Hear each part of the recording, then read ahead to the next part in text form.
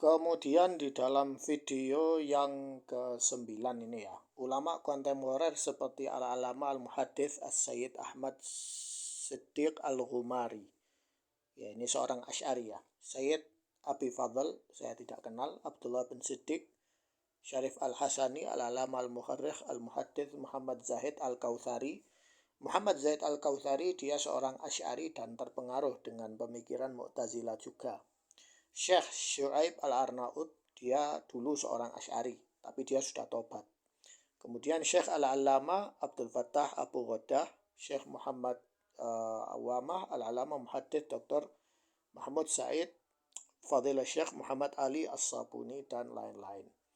Ya ini ya kalau soal bahas ilmiah, kritik mengkritik itu hal yang wajar ya. Ya sampai ujung-ujungnya ada jarah dan takdil itu. Ya itulah ilmu ya. Kalau mau bahas tentang khurafat ya ini bukan tempatnya ya. Cuma hanya saja Ustadz Ajir Ubaidillah nggak paham tentang ini. Dia hanya menampilkan ini loh, celaan Al-Albani. Padahal ada ulamanya sendiri yang mencela balik. Ya itu juga tidak dia tampilkan. Ya. Lanjut ke video berikutnya. Sayyid Ahmad bin Siddiq al-Ghumari, Sayyid Abdul Fadl Abdullah bin Siddiq, Syarif al-Hasani, al-Alamah, al-Mu'arrikh, al-Muhaddits Muhammad Zahid al-Kautsari, Syekh Syu'aib Arnaud, Syekh al-Alamah Abdul Fattah Abul Huda, Syekh Muhammad Awamah, al-Alamah al-Muhaddits Dr. Mahmud Said, Fadilatul Syekh Muhammad Ali As-Sabuni, dan lain-lain pun tidak lepas dari caci maki beliau. 10. Di dalam beberapa kesempatan yang lain, Syekh Albani juga mencaci maki orang-orang yang tidak sependapat dengan beliau. Bahkan beberapa di antaranya sampai dikafirkan atau disyirikkan.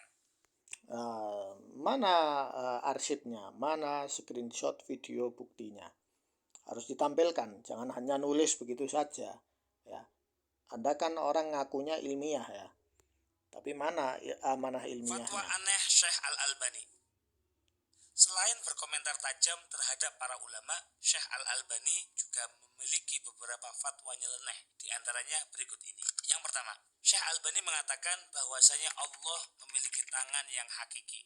Yang kedua, dia berkata Allah punya tangan hakiki. Ya. Dia di sini tidak menyebutkan sumber hadisnya, ya. Tapi dia berkata ini fatwa nyeleneh. Ya. Dan ini kitabnya juga tidak di zoom ya, ada apa?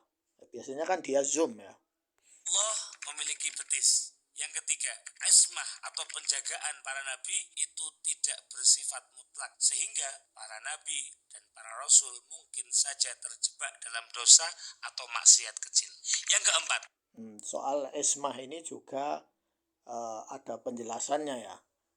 Ya, ismah itu soal ismah mutlak atau tidak. Ya, itu ada penjelasannya memang. Ya, beberapa pendapat dari ulama, bukan hanya Al-Albani saja. Ya. Baik, lanjut. Bisa saja Rasulullah SAW lupa terhadap ayat-ayat yang telah beliau sampaikan kepada manusia. Yang kelima, bisa saja tadi dia hanya menampilkan kitabnya, tetapi tidak mengambilkan isi screenshotnya. Ya, kalian tadi sudah melihat kan, cepat-cepat dia naruh gitu pakai PowerPoint ya. Kemudian bisa saja para istri Nabi itu berzina. Ya. Ini jelas salah ya. Tidak mungkin istri Nabi itu berzina. Tapi kalau ada cerita yang kita nggak tahu ya wallahu alam. Ya. Tetapi yang saya pelajari selama ini berdasarkan dalil dari Al-Quran, yang saya jelaskan tentang tafsir Ahlul Bait yang diselewengkan oleh orang-orang bersorban. Ya. Para istri Nabi itu berzina. Yang keenam, perintah untuk menghancurkan Kubbatul Khadra atau Kubbah Nabawiyah dan mengeluarkan makam Nabi dan sahabat beliau dari Masjid An-Nabawi. Ini jelas bohong ya. Beliau tidak menyatakan harus dibongkar makamnya. Tapi beliau bilang harus ada tembok pemisah ya. Harus ada tembok pemisah karena tidak mungkin para nabi itu dibongkar makamnya, kan tidak boleh ya. Kalaupun Imam Al-Albani berkata demikian, maka saya orang yang awal mengingkari hal itu. Ya, Al-Albani juga bukan orang yang maksum, bukan nabi, apalagi malaikat ya. Ya, ada benar, ada salahnya. Ya. Namun saya tidak paham maksudnya Ustadz Ajir ini menjelek-jelekkan Al-Albani itu ada agenda apa, gitu loh. Nah, ini yang jadi pertanyaan. Jadi maksud beliau memerintahkan untuk menghancurkan kubah warna hijau yang sering Anda lihat di Masjid Nabawi, serta mengeluarkan makam beliau dari masjid tersebut. Kalau seandainya ini benar ya, kalau seandainya Imam Al-Albani berkata benar, ya ayo hancurkan kubah ini kemudian bongkar makamnya. Harusnya beliau berkata ini bolak-balik ya, di Masjid Nabawi atau di ini. Tetapi tidak ada saya temui ya bahwa Syekh Al-Albani berkata hal itu ya. Syekh Al-Albani hanya ingkar saja ya terhadap kubah yang megah itu. Tetapi beliau memang tidak secara terang-terangan mengatakan ayo bongkar sekarang ya. Rahimahullah beliau wa ghafarallahu lahu, beliau sudah meninggal ya. Jadi ini hanya omong kosong aja ya untuk manas-manasi orang ya. Yang ketujuh, haram memulai bepergian hanya untuk menziarahi Rasulullah SAW. Dan sebetulnya Ini bukan haram ya, bukan soal haram ya.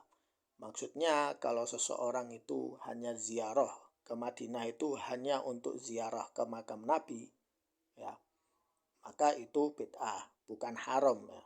Itu bid'ah. Tapi orang salah paham ya.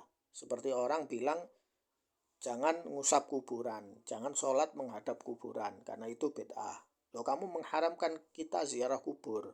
Nah, itu nyeleneh itu ya.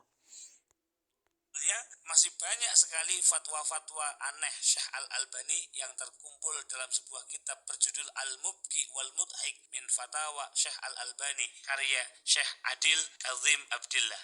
Yang pertama, dia menukil dari kitab ya, fatwa-fatwa aneh Syekh Al-Albani ya.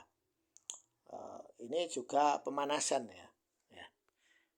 Rasulullah SAW bukanlah sebaik-baik makhluk di sisi Allah.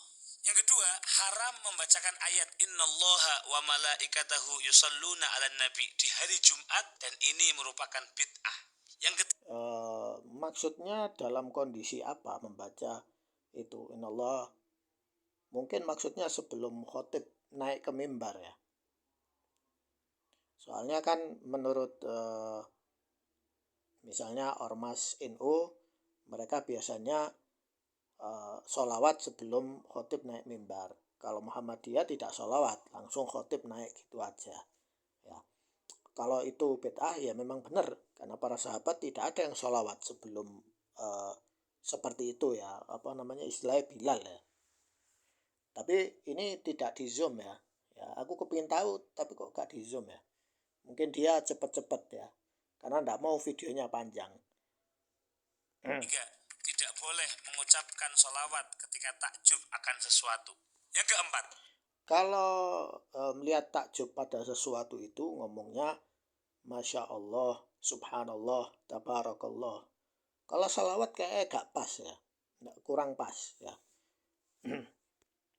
haram bermadhab dan menisbatkan diri terhadap madhab tertentu. Yang kelima, Bermadhab itu tidak haram. Boleh bermadhab, tapi yang diharamkan adalah ta'assub. Sekali lagi ta'assub. Ta'assub itu artinya fanatik. Ya, fanatik madhab itu jelas haram. Ya. Tapi kalau mau bermadhab, ya silakan. Asal madhabnya madhab sunni, ya madhab salaf, ya jelas. Bukan madhab syiah atau madhab-madhab filsafat sufisme yang lain itu. Ya. menyamakan kitab-kitab fikih Hanafi dengan Injil yang sudah ditahrif atau dirubah. Yang keenam, beliau mengatakan bahwa pendiri dakwah salafiyah adalah Allah Subhanahu wa taala.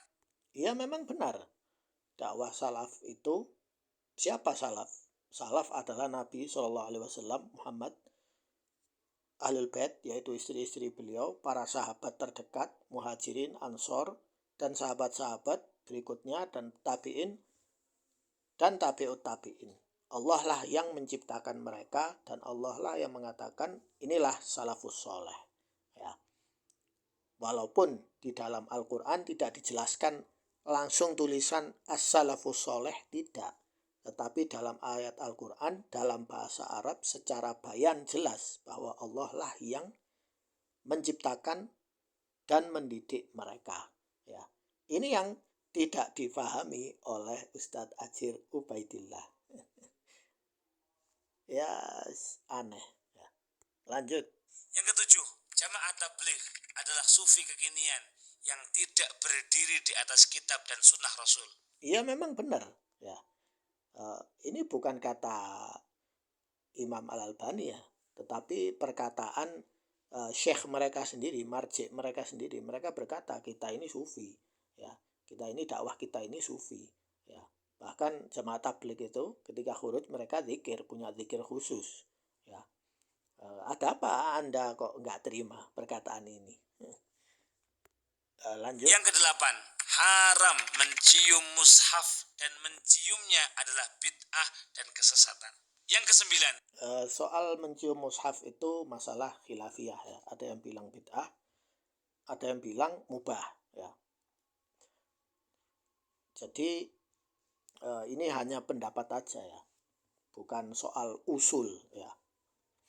Kemudian mengucapkan shadaqallahul azim setelah membaca Al-Quran adalah perbuatan bid'ah.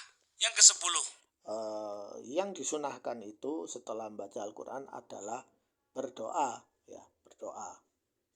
Kalaupun selesai membaca Al-Quran tidak ngomong shadaqallahul azim atau bilang subhanakallahumma rabbana bihamdika asyhadu an la ilaha illa anta astaghfiruka wa atubu ilaik, itu tidak masalah ya.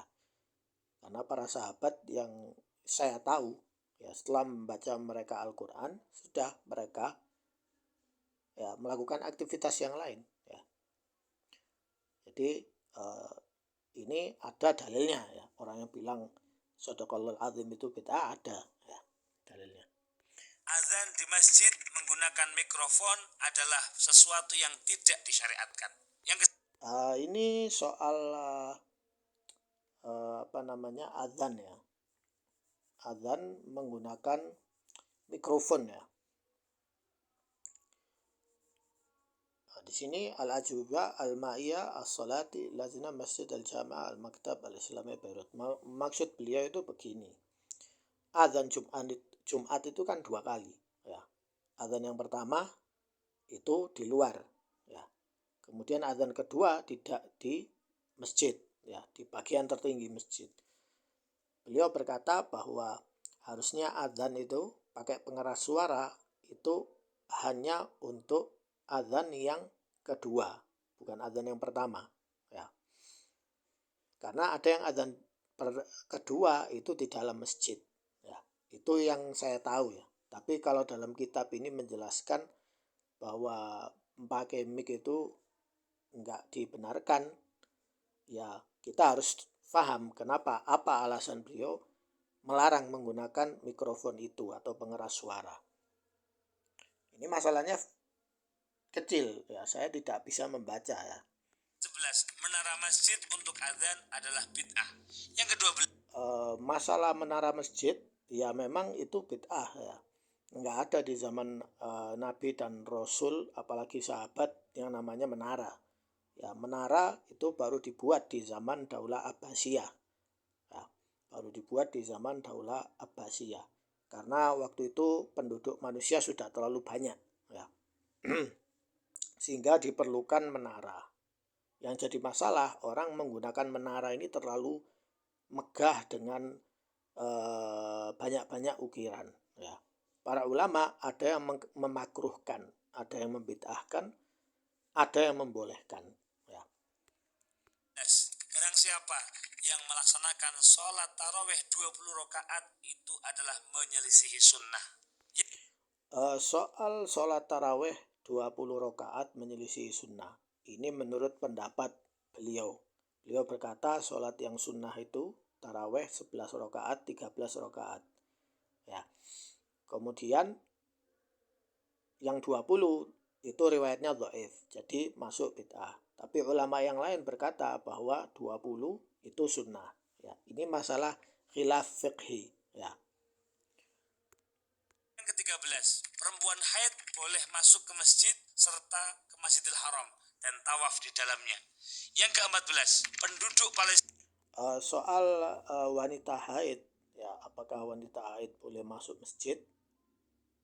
Ya, sebagian ulama berkata boleh ya, kalau dalam kondisi tertentu, hanya masuk ya, bukan ibadah, masuk masjid ya. Karena dulu kan ya, ini masalah fikih ini panjang ya kalau kita mau membahas ya. Masalahnya si Ustadz Ajir ini dia hanya mencaplok tulisannya aja, tidak dijelaskan secara deskriptif. Ini yang jadi masalah ya.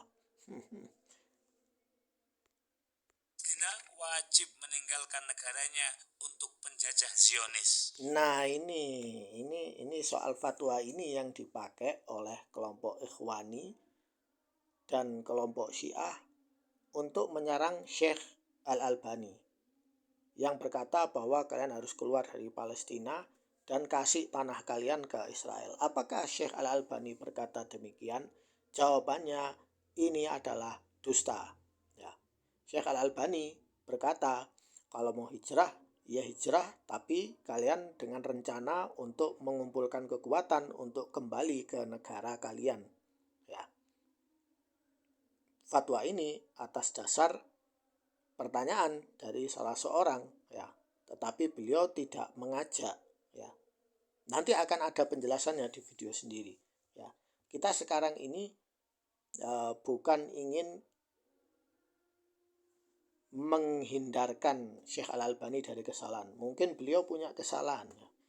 Tetapi kita tidak adil kalau berkata apa yang fatwa-fatwa beliau sampaikan ini sumbernya salah dari hawa nafsunya. Itu namanya tidak adil ya, itu namanya tidak adil. Kita harus tanya alasan Anda bilang ini apa, harus diselidiki ya. Tapi yang saya tahu soal Palestina ini beliau ada alasannya. Yang ke-15, berdiri dan menghormati bendera adalah haram, dilarang, serta merusak Islam, syariat, dan adab. Ini masalah Yang ke-16, khilaf. tidak boleh mencium tangan ayah dan ibu, dan itu adalah perbuatan yang tergolong bid'ah. Yang ke-17, haram menggunakan tasbih di dalam berzikir kepada Allah. Soal ini bukan haram ya, tetapi bid'ah ya. Yang lebih utama itu pakai jari jemari ya. Kalau orangnya misalnya buta pakai tasbih atau alat lain, ya insya Allah tidak ada masalah ya. Ini masalah khilaf fiqhi ya. Jadi tidak perlu terlalu dipusingkan. Ke-18, haram menggunakan celana untuk laki-laki dan perempuan. Yang ke-19, Nah, ini soal meniru pakaian orang kafir. Apakah celana panjang itu haram secara mutlak? Ya, itu ada tafsilnya, ada penjelasan deskriptifnya, tidak semudah itu ya. haram membaca Bismillahirrahmanirrahim ketika. Baik, ini karena sudah azan zuhur, jadi akan saya akhiri video ini.